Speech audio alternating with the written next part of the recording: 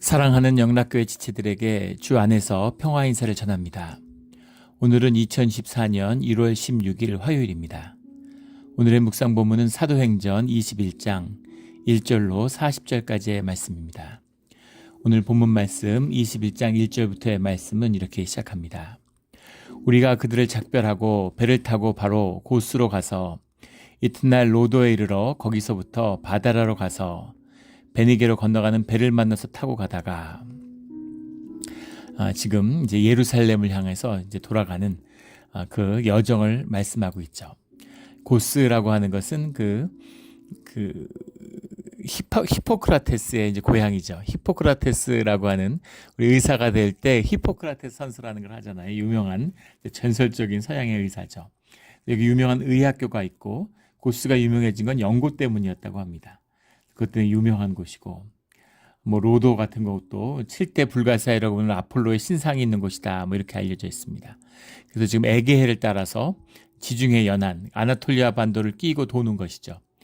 3절에 보면 구브로를 바라보고 이를 왼편에 두고 1차 전도여행을 떠날 때는 그 구브로를 끼고 오른편으로 돌아서 아나톨리아 반도로 올라갔는데 이제 내려올 때는 구브로 사이프러스를 왼쪽에 끼고서 이제 타고서 도는 거죠. 그래서 수리아를 향해서 두로에 상륙하니 거기서 배짐을 풀려함이라. 상업도시로 대표되는 그 가이사라로부터 한 35km 정도 북쪽에 있다고 그러죠. 그곳에다가 상륙해서 짐을 풀었다라는 겁니다. 제자들을 찾아 거기서 이래를 머물더니 제자들을 찾아라는 말은 원래 예정되어 있는 일정, 미리 연락이 되어서 일정을 찾아가는 것이 아니라 이곳 두로를 찾은 곳이 그 당시엔 배를 타고 여행하니까 또 이래를 머물러니라는 것도 지금 오순절에 맞춰서 예루살렘에 가기 위해서 서두르고 있는데 왜 이래를 머물렀을까? 그러니까 배를 타고 가니까 바람이 불어야 가는 겁니다. 삼각도시 아직 나오기 전이죠. 삼각도시 나온 뒤로는 삼각도를 조정해서 어떤 방향이라든지 배가 불면 조금이라도 나갈 수 있었는데 이때는 그런 시절도 아니에요. 그래서 바람이 없으면 전혀 못 움직이는 겁니다. 그래서 얼마나 시간이 걸릴지 모르니까 이제 맥시멈으로 잡았겠죠.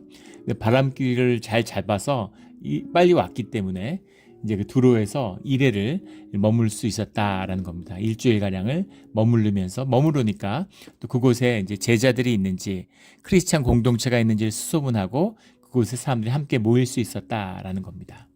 근데 그 제자들이라고 하는 것은 이제 크리스찬들을 이야기하는 거죠. 주님의 공동체 이론을 이야기하는 겁니다. 예수님의 제자들이죠. 그들이 성령의 감동으로 바울더러 예루살렘에 들어가지 말라 하더라. 어려운 말씀입니다. 성령의 감동을 받았는데 이들도 바울 앞에 기다리고 있는 게 고난이라는 것을 본 것이죠. 그래서 가지 말라고 말하고 있어요. 권면하고 있어요. 그런데 성령의 감동으로 예루살렘으로 가고 있는 거 아닙니까? 근데 성령의 감동을 받은 자들이 말리고 있어요. 그러면 어떻게 해야 되나요?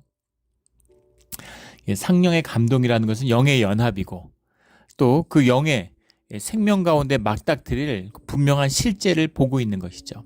근데 거기에 대한 태도는 다르다는 겁니다. 바울은 죽음을 무릅썼어요. 왜냐하면 이루어야 할 주님의 공의가 있기 때문이죠. 전해야 할 주님의 뜻이 있기 때문입니다. 그래서 또 이것을 가슴 아파하고 전하지 말라고 하는 하나님의 뜻, 그 의지를 분명히 잃지 못하고 있는 것이죠. 그러나 분명한 실제를 본질에 성령의 감동을 받았다, 영이 열렸다 이런 이야기는 본질에 가서 닿았다라는 것이죠. 그러니까 실제 일어날 일들을 보게 되는 겁니다. 그러나 주님의 뜻을 보고 주님의 말씀의 뜻을 깊이 바라보는 것과는 다르다는 거죠. 이것이 우리가 말씀을 더 깊이 묵상하고 주님의 섭리를 이해해야 되는, 역사의 섭리를 이해해야 하는 그런 깊은 뜻이기도 합니다. 그래서 그것을 이루고자 하는 그 뜻을 가는 것이죠. 주님이 어려움에 있을 때 살려주셨어요. 위험이 있을 때 피하게 해주셨습니다. 옥문을 깨고 이 발을 묶고 있는 그런 족쇄를 풀어주셨습니다. 주님이 고난을 피하게 하실 수 있는 분이고 피해가게 해주셨던 분이시죠. 그러나 그 고난 가운데 주님이 이루어야 하는 뜻이 있는 것을 알기 때문에 이번에 예루살렘에서 만나는 이 고난을 정면 돌파해야 된다라고 바울은 결심하고 있는 것이죠. 그럼에도 불구하고 어려운 말씀입니다. 이해할 수는 있지만 이 심령을 만나는 것은 쉬운 일이 아니죠. 고난을 무릅쓰고 이 고난 가운데 깨져야 주님의 일들이 일어난다라고 하는 그 마음 가운데 마주하는 것입니다. 우리 늘 성령 감동 가운데 있지만 주님의 섭리 가운데 더 깊은 뜻을 통찰할 수 있는 그런 우리가 되기를, 그런 심령으로 자라나기를 주의 이름으로 축원합니다. 그래서 그 처자와 그들이 다 함께 성문 밖까지 전송하거늘 우리가 바닷가에서 무릎을 꿇어 기도하고 6절에 서로 작별한 후에 우리는 배에 오르고 그들은 집으로 돌아가니라. 그래서 또 처음 만난 이 성도들과 아름다운 교제를 나누고 또 헤어지는 거죠. 이걸 세상의 눈으로 보면 정말 이상한 일이죠. 우리 그때 그 탈북한 그 청년들 우리 교회 왔었잖아요. 그 선교 여행을 하는. 우리 교회에서 불과 한 뭐 2박 3일이었나요? 3박 4일이었나요? 머물렀던 시간이 그거밖에 되지 않아요. 교인들 집에 이렇게 나누어서 자고 같이 뭐 집회도 하고 예배도 드리고 기도도 드리고 그랬죠. 근데 마지막 떠나는데 교인들 중에서 막 우는 분들이 계시더라고요. 또 그 청년들 중에서도 막 눈물을 흘리고 일생에 처음 만나서 2박 3일 같이 있었는데 같이 눈물을 흘리면서 헤어질 일이 뭘까요? 주님 안에 있는 주님의 영의 묶임, 그런 주의 자녀들의 비밀이죠. 교회의 비밀입니다. 세상은 알 수 없는, 세상은 절대로 알 수 없는 그 비밀이죠. 서로 너무나 고마워하는, 서로에게 감사하는 그런 만남이죠. 귀한 만남입니다. 이게 믿음의 만남이고 크리스찬들의 삶의 연합이에요. 그 연합을 이루어가는 것입니다. 그래서 서로 이렇게 기도하고 작별을 하고 또 이제 예루살렘으로 가고 또 그 어떤 일이 벌어질지를 짐작하니까 얼마나 가슴이 아프겠어요. 하지만 지금 연보를 가지고 가는 거 아니에요. 팔레스타인에 형제들이 굶주리고 있다고 하니까 그들을 돕기 위해 가는데 이것으로 교회의 연합과 완성을 이루어야 된다 하는 거죠. 교회가 하나라는 것을 주님 앞에서 증명해야 하겠다는 것이죠. 목숨을 걸고 그런 길을 가는 것입니다. 두로를 떠나 항해를 다 마치고 돌레마이에 이르러, 톨레미라는 건데 프톨레미 2세를 기념하기 위해서 프톨레미 왕조라는 것이 이제 알렉산더의 장군의 이름이잖아요. 그 히랍 왕조가 다스리던 그것을 기념하는 이름이죠. 지금도 이 항구가 뭐 아르크인가요? 남아 있다고 알고 있습니다. 이튿날 떠나서 가이사랴에 이르러 돌레마이도 이르렀다가 이제 하루 만에 또 형제들을 만나고 계속 그 가는 곳마다 형제 연합을 이뤄내고 확인하는 그런 시간을 갖고 떠나가고 있는 것이죠. 일곱지 가이사랴에 이르러 총독이 머물고 있는 이 유대 식민지의 그 거점인 가이사랴에 이제 도착한 것입니다. 근데 이제 돌레마에서 가이사랴까지 뭐 어떻게 갔겠느냐라는 이야기하면 걸어서 갔을 것이다, 배를 타고 갔을 것이다. 그런데 돌레마이와 가이사랴 사이에 가멜산이 있죠. 갈멜산이. 그래서 걸어가지 않고 배를 탔을 것이다 라고 보는 것이 이제 일반적입니다. 배를 타고 가이사랴에 이르렀는데 7집사 중에 하나인 전도자 빌립이 우리 사도행전 전반부에 나왔던 7집사 중에 한 명이죠. 근데 전도자 빌립이라고 쓰고 있어요. 그래서 왜 빌립인가, 왜 전도자인가에 대한 여러 견해들이 있습니다. 그래서 그가 단순히 그런 교회 일을 맡는 집사를 떠나서 말씀을 전도하는, 전도자라는 건 말씀을 증거하는, 선포하는 오늘날 설교자와 같은 것이죠. 그런 말씀을 증거했기 때문에 교회 지도자로서 전도자 빌립이라고 불렀을 것이다 라는 견해가 있고, 사도 중에 빌립이 있잖아요. 사도 빌립과 구분하기 위해서 그래서 전도자라는 이름을 붙였을 것이다, 뭐 이런 이제 해석도 있습니다. 그 빌립의 집에 들어가서 머무는데 9절에 그에게 딸 넷이 있으니 처녀로 예언하는 자라. 10절에 여러 날 머물러 있더니 아가보라 하는 한 선지자가 유대로부터 내려와. 이 아가보라고 하는 선지자는 뭐 예언자고 예언의 은사가 있는 사람이고 11장에도 나왔죠. 팔레스타인의 가뭄을 예언하기도 했습니다. 그러니까 아가보가 이제 와 있다는 얘기를 듣고 내려왔다는 것이죠. 근데 9절에 딸 넷이 있으니 처녀로 예언하는 자라라는 말씀이 왜 들어갔을까라는 겁니다. 이 언급이 왜 있었을까? 그냥 지나가던 얘기로 쓰지 않죠. 성경에 그런 문장은 단 한 문장도 없습니다. 초대 교회의 기독교의 역사에 보면 여러 이제 기록들이 남아 있는데 그 파피아스라고 하는 또 유세비우스라고 하는 기독교 초기 공동체의 중요한 그 교부들이 있습니다. 이분들이 이제 교회의 역사에 대한 기록들을 남겼는데 거기에 보면 빌립의 딸들에 대한 얘기가 많이 나와요. 그러니까 이 소아시아 지역, 아나톨리아 지역에 있는 초대 많은 교회들 중에서 이 딸들이 이제 많은 사역들을 한 것이죠. 그리고 특이한 것은 당시에 교회에서 이렇게 사역을 하는 전임 사역 같은 풀타임 사역인 거예요. 여성들이 잡을 갖지 못하던 시절에 주로 이제 혼자가 된 과부들이 교회에서 함께 뭐 공동 생활을 하기도 하고 과부들끼리 그런 식으로 교회를 풀타임으로 하고 또 교회에서 연보를 먹고 사는 것입니다.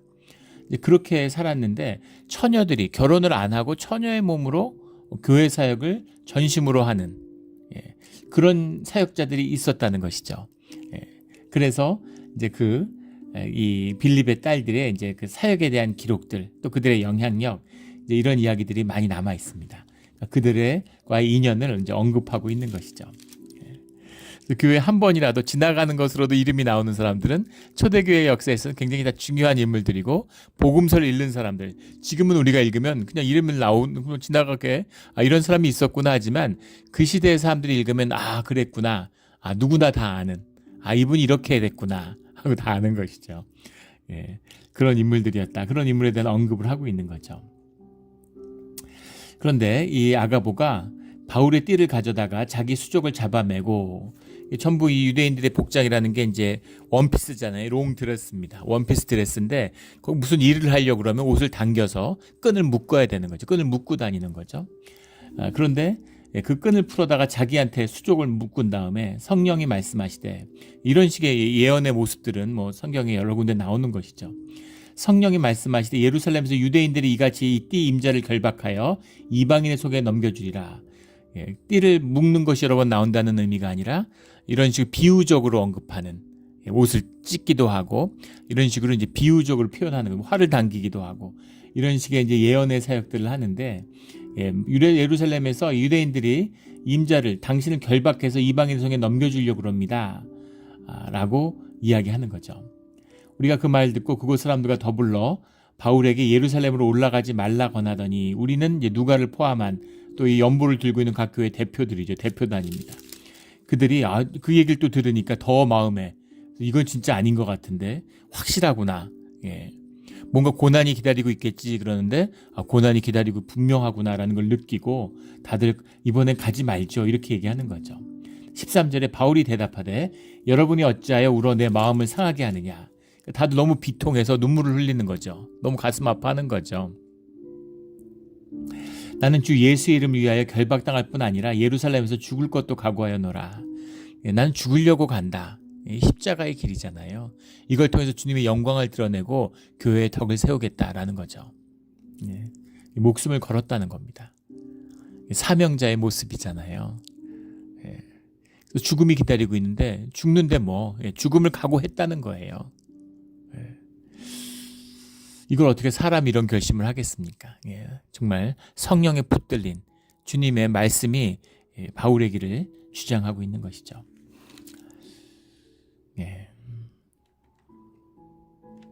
참 이런 길을 갈 수 있을까 늘 이런 마음이 들죠. 기도하면 기도할수록 마음을 들여다보면 들여다볼수록 나는 절대 못하겠구나라는 게 분명합니다. 이걸 오직 할 수 있는 것은 성령 하나님뿐이죠. 보혜사의 성령, 그리스도 예수의 성령이 우리와 함께 하시면 그러면 성령님이 우리를 통해서 하시는 겁니다. 우리는 우리의 마음을 열고 주님을 영접하는 것뿐이죠. 그게 우리가 할 수 있는 최선입니다. 그래서 우리의 삶, 다 어차피 한 번 사는 거잖아요. 한 번 죽는 거잖아요. 어떤 삶을 살게 될지 어떻게 죽게 될지 알 수 없지만 주님의 영광을 위하는 주님의 길을 여는 그런 삶의 길이 되기를 주님 앞에 간절히 원하고 또 축원합니다. 14절에 그가 권함을 받지 아니하므로 우리가 주의 뜻대로 이루어지이다 하고 그쳤노라. 주님의 뜻대로 이루어지기를 원합니다 라고 더 이상 이야기하지 않았다라는 거죠. 16절에 가이사라의 몇 제자가 함께 가며 오랜 제자 구브로 사람 나손을 데리고 가니 이는 우리가 그의 집에 머물려 함이라. 그러니까 지금 예루살렘으로 가는데 아마 나손의 집이 뭐 예루살렘으로 가는 중간에 있었을 것이다. 예루살렘에 있었을 것이다. 뭐 이런 얘기들이 있는데 예루살렘에 있었겠죠. 그래서 나손의 집에 가서 머물러야 되겠다. 이렇게 생각을 한 거라는 겁니다. 그래서 나손 사람, 예루살렘 사람이 이제 그 가이사랴에 와 있는 거죠. 그래서 가이사랴에서 함께 올라갔다. 이런 얘기입니다. 17절에 예루살렘에 이르니 형제들이 우리를 기꺼이 영접하거늘, 형제들이 우리를 영접했다라는데 영접에 대해서 뭐 여러 가지 또 이제 뒤에 나오는 갈등을 보았을 때 이것이 공식적인 환영은 아니었을 것이다. 또 이제 그 예루살렘 교회의 이제 리더인 야고보와 이제 그들과 함께 사역하고 있는 몇몇 장로들의 그런 소금의 영접이었을 것이다. 또는 이제 그 안에 있는 헬라파 유대인들도 있고 또 뭐 이방인들, 헬라인들도 있었는데 그런 이방인 헬라인들이나 헬라파 유대인들의 영접이었을 것이다. 뭐 또 이런 소수의 이런 이야기도 있습니다. 정확한 건 알 수 없죠. 분명한 것은 이 영접이 있었다는 것입니다. 그 이튿날 바울이 우리와 함께 야고보에게로 들어가니 장로들도 다 있더라. 그러니까 야고보가 예루살렘 교회 수장이죠. 그래서 그런 기록들이 많이 남아 있어요. 장로들과 함께 이렇게 이제 그 바울을 맞이하고 있는 겁니다. 그래서 바울이 문안하고 하나님이 자기의 사역으로 말미암아 이방 가운데 사신 일을 낱낱이 말하니, 그러니까 처음에 예루살렘에서 가서 안디옥 교회에 있다가 보고를 받고 이방에 선교를 나가게 되었잖아요. 그러니까 그런 사역에 대한 보고들을 하는 거죠. 사역을 보고하는 겁니다. 20절에 그들이 듣고 하나님께 영광을 돌리고 바울더러 이르되 형제여 그대도 보는 바에 유대인 중에 믿는 자가 수만 명이 있으니 다 율법의 열성을 가진 자라. 모두 하나님께 영광을 돌리고 하나님이 하신 일이구나 라고 감사했다는 것이죠. 그런데 이 유대인 중에 수만 명이 있다. 믿는 자가.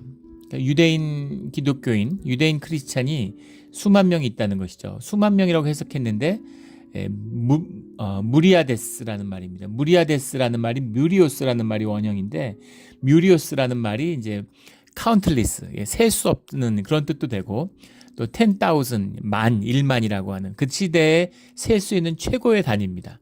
그러니까 무수한 이런 의미죠. 그래서 정확히 정말 수만 명이었는지는 알 수 없는데 아무튼 많은 수의 일종의 이제 메가처치 같은 거죠. 그런 거대한 유대인 공동체가 있다. 유대인 크리스찬 공동체가 이 안에 있다. 이렇게 얘기하는 겁니다. 그 야고보와 함께 있던 장로들에 대한 견해도 여러 견해들이 있어요. 그 나사렛 산헤든이라는 게 있었다. 뭐 이런 가정도 있고. 근데 그거는 좀 억측이죠. 장로도 유대인 공회를 따라서 70인을 세웠을 것이다. 근데 뭐 사실은 기록이나 정확한 증거는 없습니다. 그냥 추측, 이런 저런 추측들이 있는 것인데 장로들이 세워지고 교회가 있는데 교인이 수만 명이었다. 이런 이야기죠. 거대한 교회입니다. 21절에 내가 이방에 있는 모든 유대인을 가르치되 모세를 배반하고 아들들에게 할례를 행하지 말고 또 관습을 지키지 말라 한 다음을 그들이 들었도다. 그러니까 이방인을 향한 걸 하는데 이때 이제 유대인 크리스찬들도 일단 유대인이 먼저 되고 그 다음에 크리스찬이 되는 것이다. 이렇게 생각하는 거예요. 유대교의 한 어떤 지류, 마치 요한을 따르는 사람들이 있는 것처럼 힐레를 따르는 사람이 있는 것처럼 그런 식으로 나사렛 예수를 따르는 사람들이 있다. 이런 식으로 그걸 제한하려는 그런 식의 경향들이 있다는 겁니다. 유대인들이니까. 그런 거 굉장히 자연스러웠겠죠. 유대인들에게는. 근데 바울은 그런 게 아니야. 유대가 기다리고 있는 유대인들의 주었던 말씀, 구약의 말씀의 결론이 예수 그리스도의 메시아의 그 부활과 재림에 있는 것이고, 그래서 이방을 향한 땅끝까지 복음을 전하는 주님의 말씀이 유대에게 증거됐던 모든 구속사의 결론이다라는 걸 증거하고 있는 거죠. 그래서 유대인이 될 필요가 없어. 이방인들은 할례를 받을 필요가, 육신의 할례가 무슨 의미가 있느냐. 마음으로 할례를 받아야지. 유대인 너희들이 할례를 받고도 하나님을 믿지 못하고 여호와를 영접 못하는데 종교가 돼버렸는데 회당 유대교로 전락해버렸는데 이게 무슨 의미가 있느냐. 이런 말씀을 전한다는 얘기가 예루살렘에 전해져 있는 것이죠. 이것은 이방인을 향한 것이죠.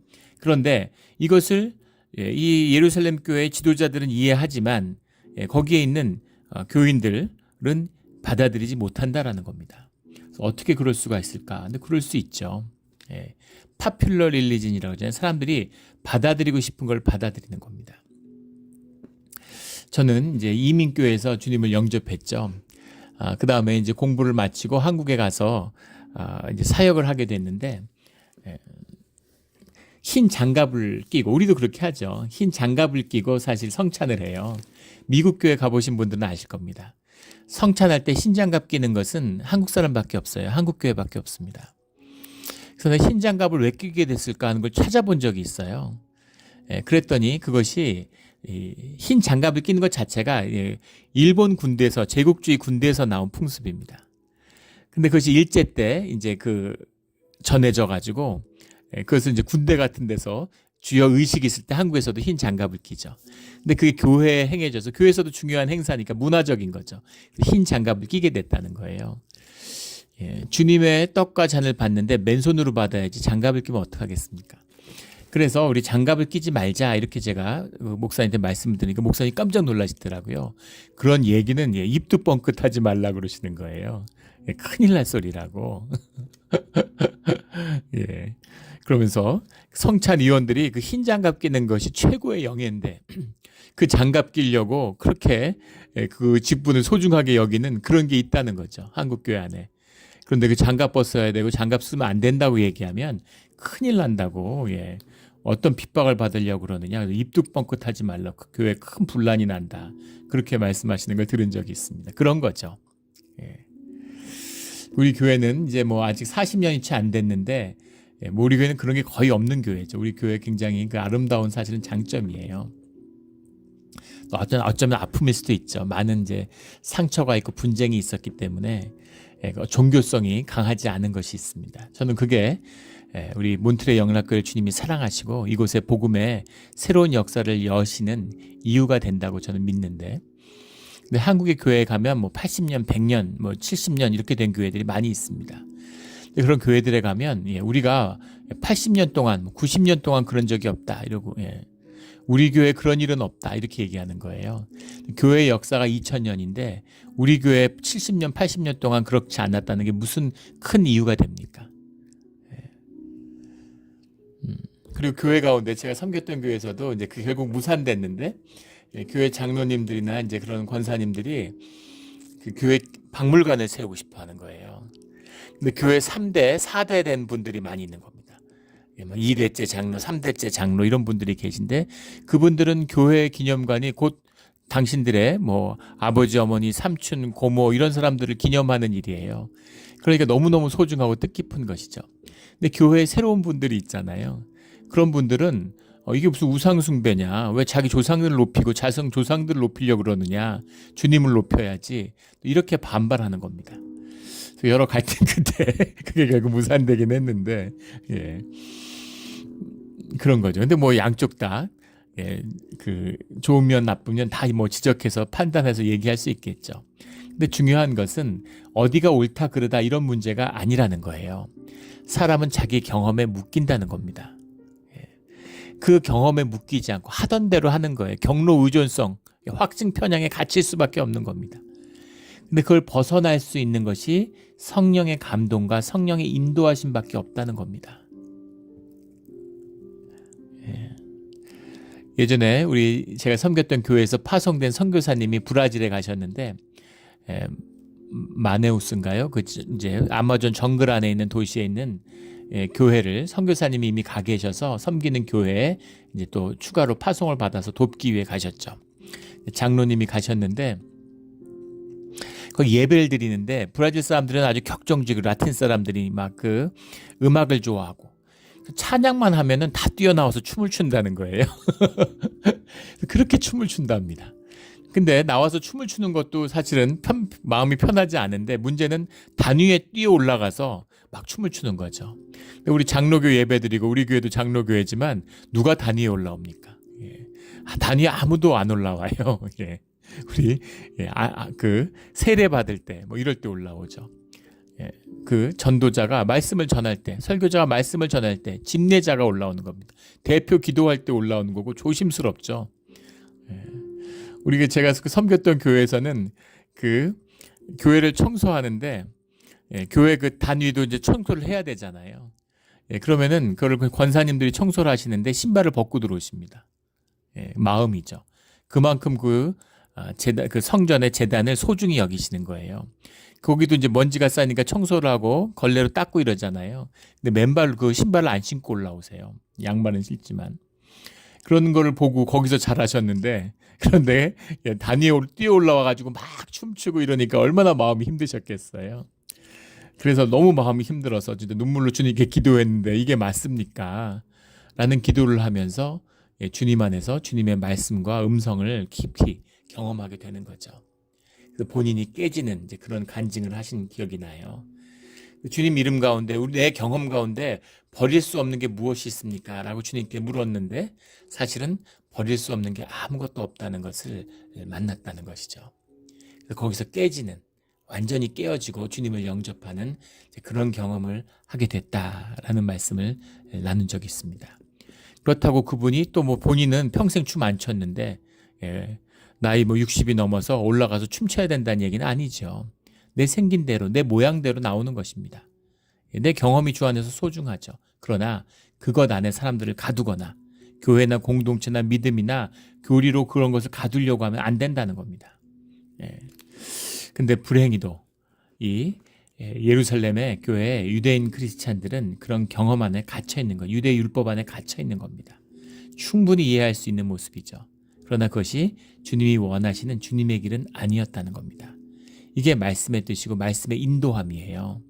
합리성을 따지고 뭐 교리를 따지고 이런 것이 아니라 주님의 인도하심을 구하는 그 말씀 가운데 임하는 하나님의 인도하심입니다. 그 인도하심에 붙들려서 새로운 길을 여는 그런 우리 삶의 모든 자리가 되기를, 신앙의 자리가 되기를 주의 이름으로 축원합니다. 그런데 이제 야고보가 내가 너를 이해하지만 그러나 이런 지금 흥분해 있는, 너가 율법을 어겼다고 흥분하고 있는 그런 사람들이 있으니까 절충안을 제시하는 거죠. 23절 우리가 말하는 대로 이대로 하라. 서원한 네 사람이 우리에게 있으니, 지금 어정쩡한 상황이죠. 그 오순절이 예루살렘에 있으니까 유대인 공동체니까 그러니까 당연한 겁니다. 그 유대인의 그 안식일을 지키고 또 오순절에 제사를 지내고 그런 게 당연한 거예요. 근데 제사를 폐하셨는데 주님이, 근데 제사를 드리고 있는 거죠. 제사장도 있고, 그리고 또 크리스찬들끼리의 모임과 가르침과 또 집회와 예배는 예배대로 드리고, 이것이 혼재되어 있는데 결국은 예루살렘 교회를 주님이 받으시지 않죠. 이걸 산산이 부셔서 다 흩어버립니다. 다 이방인 교회를 쫓아요. 주님이 들어 쓰신 것은 이 바울을 통해 말씀을 전했던, 씨를 뿌렸던 그런 소아시아에 걸쳐있는, 발칸반도에 걸쳐있는 그런 작은 교회들이었죠. 그 교회들을 주님이 초대교회로 들어 쓰셔서 기독교 역사의 문을 여는 것입니다. 그런데 이제 서원한 네 사람이 있는데 그들을 데리고 함께 결례를 행하고 그들을 위하여 비용을 내어 머리를 깎게 하라. 그러니까 서원을 하면 거기에 대한 이제 서원에 대한 그 제사를 드리잖아요. 서원 제사를 드리러 가는데, 그래서 그 서원을 다 지켰음을 이제 주님한테 밝히고 그 이제 헌제를 드리죠.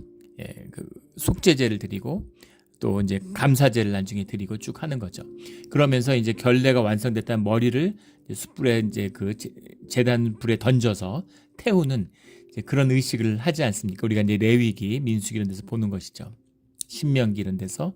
근데 그 안수에 대한 이제 번제를 화목제를 드리는 이제 그런 것들을 드려야 되는데, 1년 된 뭐 순양 또 암양 이런 걸 가서 번제로도 드려야 되고 또 화목제로 수양을 드리고 이제 이런 걸 하지 않습니까? 뭐 이제 민수기에 나오는 얘기들이고 우리 레위기에서도 이제 나눴던 그런 말씀들이죠. 근데 그거를 이제 너가 비용을 대서 해라.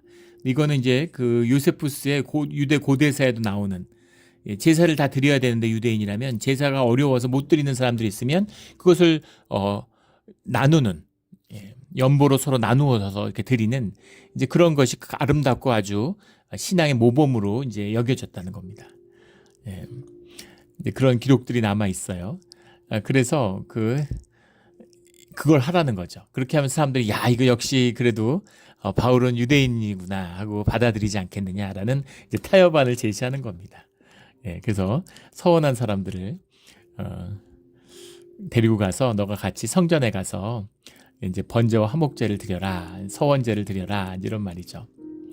주를 믿는 이방인에게는 우리가 우상의 제물과 피로 목매어 죽인 것과 음행을 피할 것을 결의하고 편지하였느니라.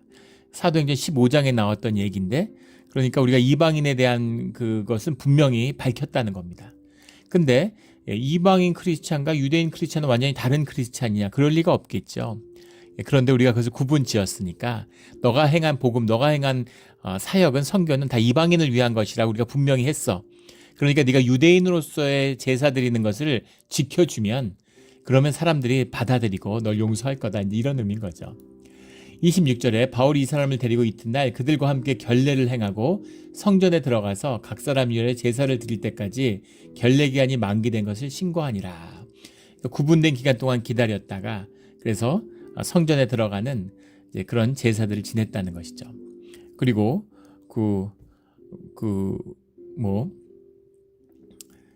이제 순양, 암양, 1년 된 그런 이제 화목제 제물들, 이제 이런 값을 4명을 들어갔으니까 그것만 해도 한 10여 마리가 넘잖아요. 십수 마리 되니까 상당한 비용이죠. 근데 그것을 이제 바울이 대줬다는 겁니다. 바울은 무슨 돈이 있어서 이걸 대줬을까? 각 교회에서 걷어간 연보가 있잖아요.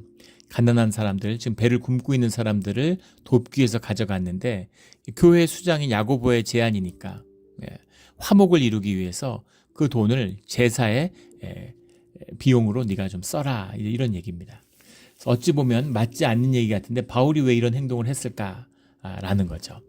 26장에 대한 여러 이해가 충돌합니다. 우리가 잘 아는 우리 종교개혁의 기수인 칼빈 같은 분은 이것을 이제 굉장히 비판적으로 보는 것이죠. 그래서 바울이 이렇게 해서는 안 됐다는 겁니다. 큰 실수다. 주님의 뜻이었을 리가 없다. 이렇게 보는 거예요. 이것에 대한 비판적이죠. 핍박을 그냥 받았어야 되는데 그럼 주님의 다른 역사가 열렸을 거라고 보는 겁니다.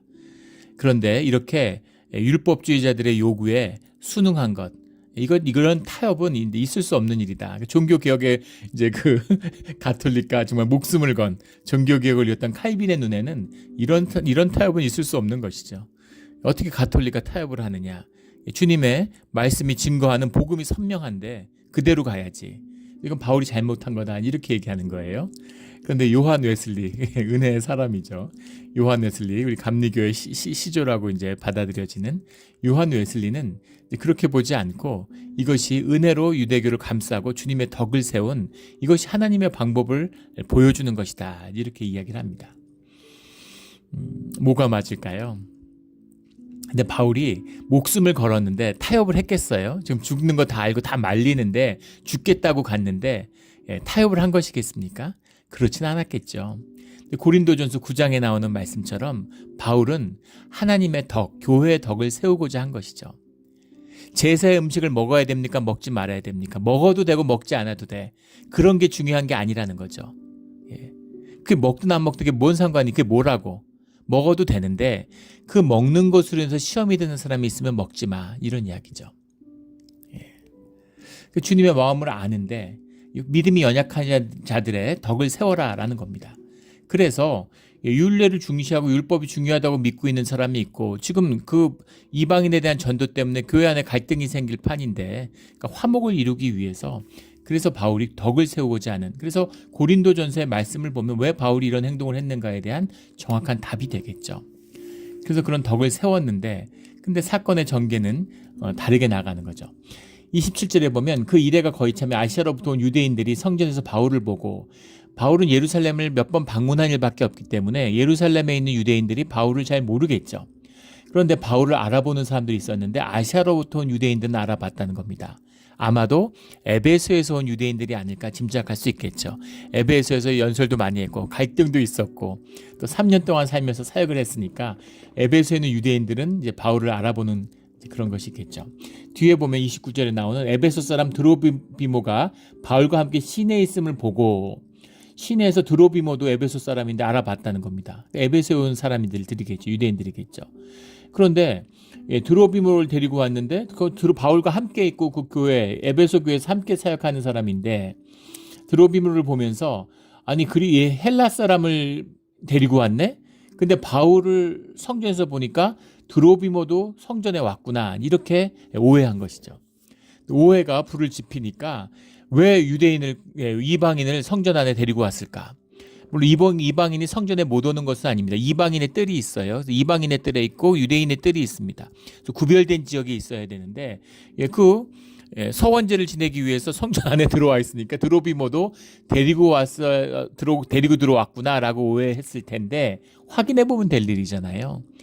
그런데 자기 안에 있는 분노 이것을 투사하고 집단의 광기, 집단악으로 내몰린 것이죠. 그래서 악의 역사가 이들을 붙들게 되는 겁니다. 깨어서 기도하는 주의 자녀가 되어야 되는 것이죠. 주의 자녀는 절대 광기에 휩쓸리지 않습니다. 주님은 그런 거 좋아하지 않으세요.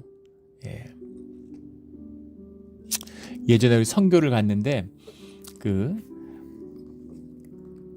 단기 선교를 가가지고 이제 아침에 예배를 드리고 그걸 나가죠. 근데 그때 이제 우리가 집회 이제 강사죠. 그런 예언 사역을 하는 그런 전도자가 한 분 오셨어요. 미국 분이셨는데 할머니세요. 근데 그 예배를 드리는데 그때 정말 많은 걸 배웠습니다. 그냥 뭐 이렇게 막 가서 일하고 뭐 이런 게 아니에요. 우리가 소셜 워커가 아니잖아요. 하나님의 인도하심을 받아 주님이 사역하는데 동참하는 것이죠. 그것이 우리를 위한 사역이기도 합니다. 그래서 준비 많이 하고 열심히 한다고 사역이 되는 게 아니라 성령이 함께 하셔야지만 사역이 되는 거구나 라는 걸 이슬람 사람들을 상대로 하는 건데 사역이 되겠습니까? 그게 되는 거죠.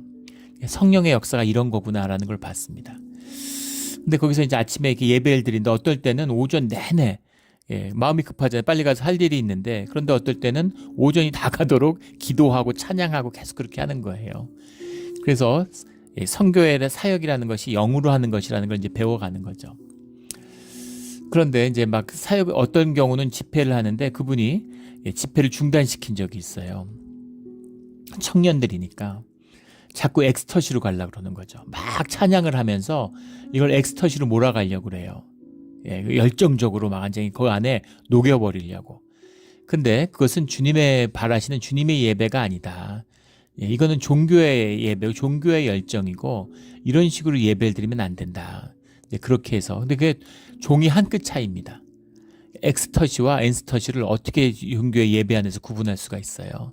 영이 예민하게 깨어 있지 않으면 알 수 없는데 그런 걸 우리가 뭔지 알고 있죠.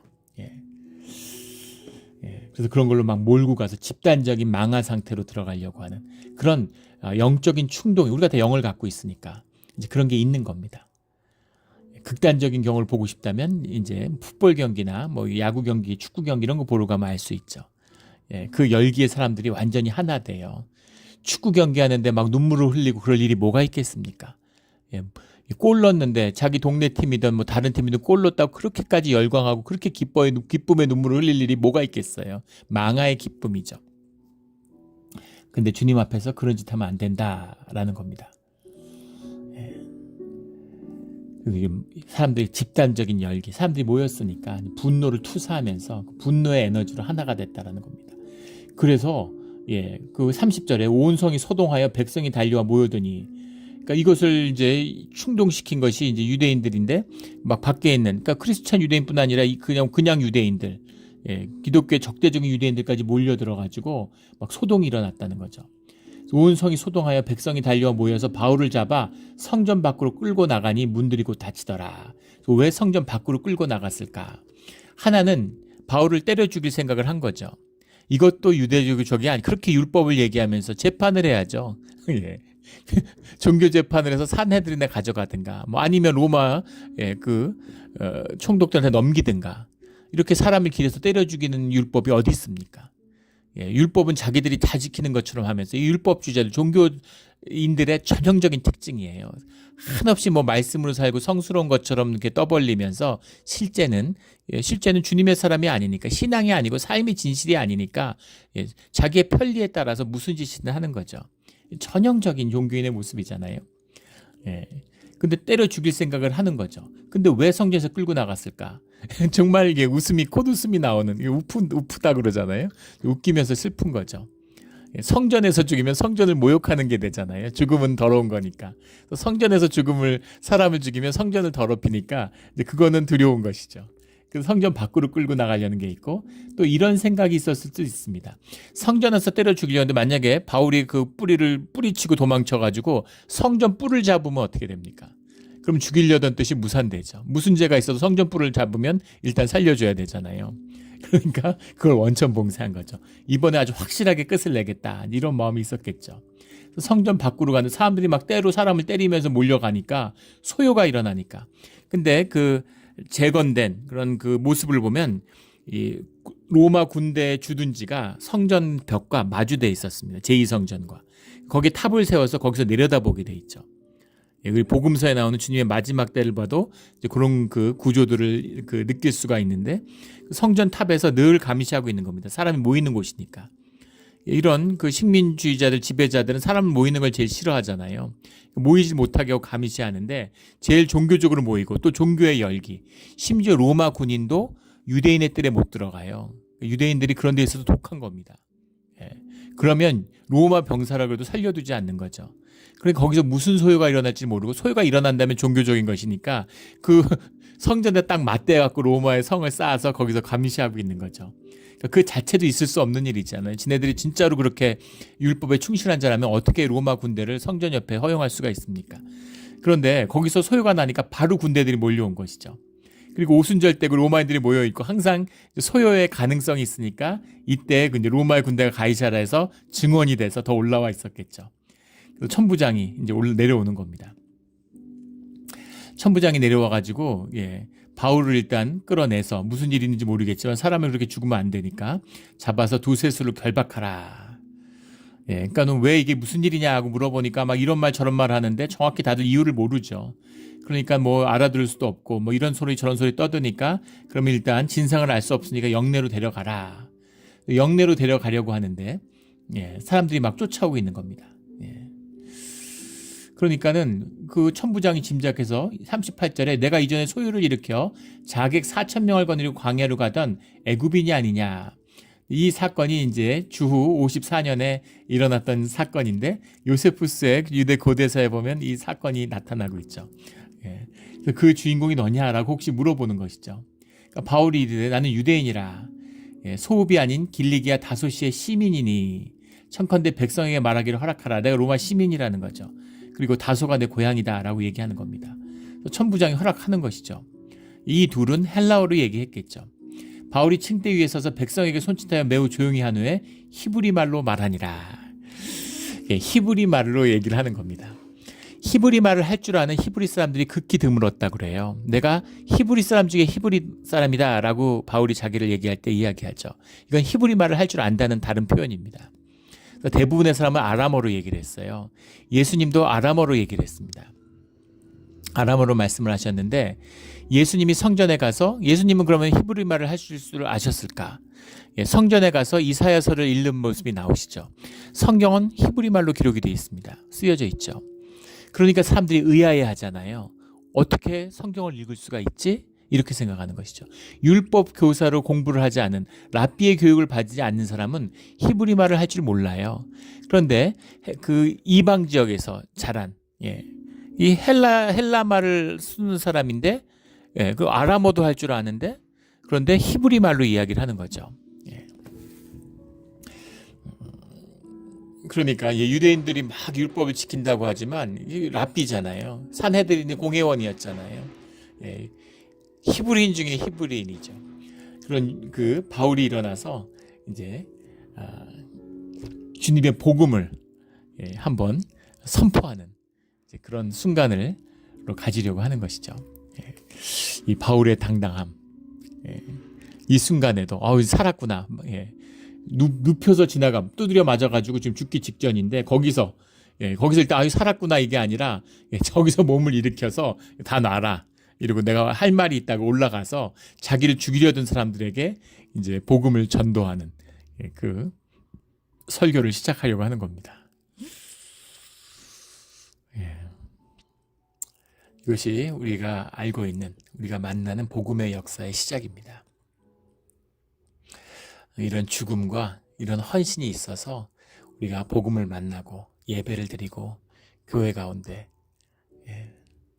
이 추운 겨울에는 따뜻한 난방을 켜놓고 또 더운 지역에서는 에어컨을 켜놓고 맛있는 애찬을 나누고 그렇게 주님을 섬기는 수 있는 것이죠. 이것이 복음의 역사입니다. 은혜의 역사고 우리 믿음의 선조들이 흘린 피의 그 은혜로 우리가 귀한 것들을 받고 나누는 것이죠. 또 이 사명이 오늘 우리와도 함께하고 있습니다. 내가 받은 상처와 아픔에 빠져드는 것이 아니라 자기 연민에 슬퍼하는 그런 거짓 신앙이 아니라 소명과 사명에 붙들려서 주님의 길 가운데서 나를 발견하는 나의 나됨으로 내 생명을 피워내는 그런 우리의 진정한 신앙이 되기를 예수 그리스도 이름으로 축원합니다. 아멘. 기도드리겠습니다. 하나님 아버지 감사합니다. 오늘 바울의 예루살렘 행을 보면서 마음에 많은 도전과 또 어려움이 있습니다. 우리가 연약하지만 주님의 복음에 붙들려서 주님의 복음을 전파하는 일 가운데 삶의 의미와 가치를 찾게 되기를 원합니다. 주님, 이렇게 안락한 삶을 살게 하신 것도 주님의 은혜고 또 어려운 선교의 사역을 도울 수 있는 자리에 세워주신 것도 주님의 은혜입니다. 우리가 주님의 은혜 가운데 늘 진실하게 주님의 은혜가 퍼져나가고 복음의 진실을 왜곡하지 않는 그런 순수하고 깨끗한 그런 예배의 자리로 주님을 만나게 하여 주시옵소서. 모든 것이 주님의 은혜였음으로 인해 감사드리며 예수 그리스도 이름으로 기도드렸습니다. 아멘.